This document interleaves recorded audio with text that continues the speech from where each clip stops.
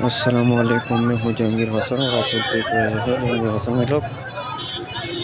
आज का जो वीडियो है वो है इलेक्शन के बारे में, जो कि मर्दाना काटलन में पीटीआई ने बाजी मार ली है और अरशद खान पीके 54 से खड़े थे और वो जीत गए हैं।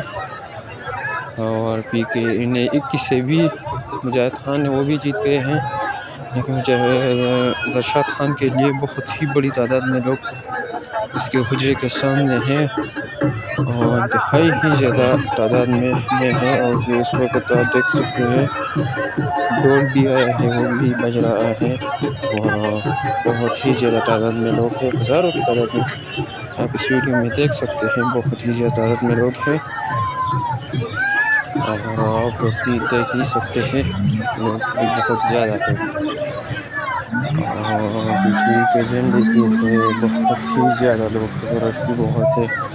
इस टाइम रोड जो है ना ब्लॉक था, एक रश होने से ट्रैफिक की भी बहुत ज़्यादा थी। इसलिए इस वीडियो को देखने के लिए चैनल को सब्सक्राइब करना मत भूलिएगा और वीडियो को वॉच करें।